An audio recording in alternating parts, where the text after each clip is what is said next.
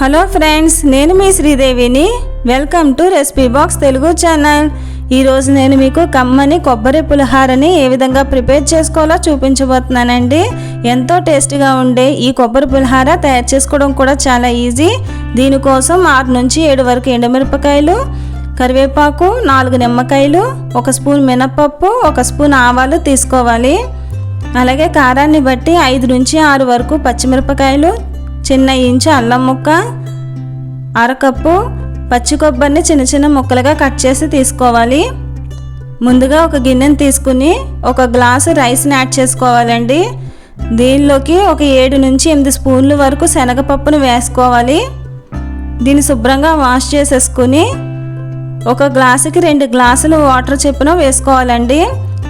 మనం శనగపప్పును వేసాం కాబట్టి 2 గ్లాసుల మీద కొంచెం వాటర్ని యాడ్ చేయండి.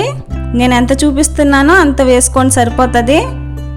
ఇప్పుడు దీనిలోకి 1 స్పూన్ సాల్ట్ వేసేసుకోండి. మూత పెట్టేసుకుని కుక్కర్లో పెట్టుకుని 3 విజిల్స్ రానివ్వాలి. ఈలోపు మనం మిక్సీ జార్ తీసుకుని అందులోకి అల్లం, పచ్చిమిరపకాయలు, కట్ చేసుకున్న కొబ్బరి ముక్కలు వేసేసుకుని మూత పెట్టేసుకుని బరగ్గా గ్రైండ్ చేసుకోవాలి. ఈ విధంగా బరగ్గా ఉంటే సరిపోతుంది, మెత్తగా గ్రైండ్ చేసుకోకూడదు. ఇప్పుడు స్టవ్ వెలిగించుకుని పాన్ పెట్టేసుకుందాము.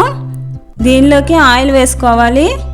ఆయిల్ హీట్ ఎక్కిన తర్వాత ఆవాలు, మినపప్పు, అలాగే ఎండుమిరపకాయలు వేసేసుకుందాము.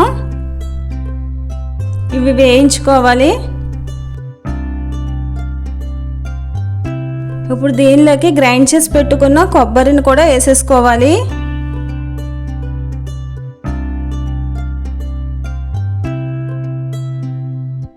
ఒక 2 నిమిషాల సేపు వేయించుకోవాలి. దీనిలోకి 1/2 స్పూను పసుపును యాడ్ చేసుకోవాలి.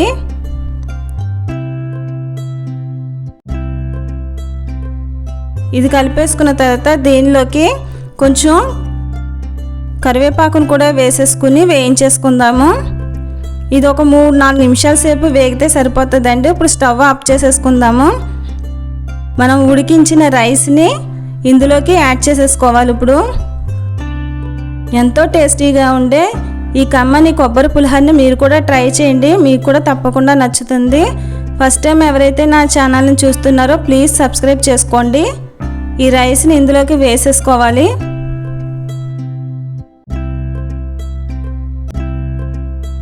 అలాగే ఇందులోకి నిమ్మరసాన్ని కూడా యాడ్ చేసేసుకోవాలి. నిమ్మరసం అనేది మీ పులుపుని బట్టి చూసి అడ్జస్ట్ చేసి వేసుకోండి. అలాగే సాల్ట్ కూడా సరిపోయిందో లేదో ఇప్పుడే సరిచూసి వేసుకోండి. ఇదంతా కూడా బాగా మిక్స్ చేసేసుకోవాలి.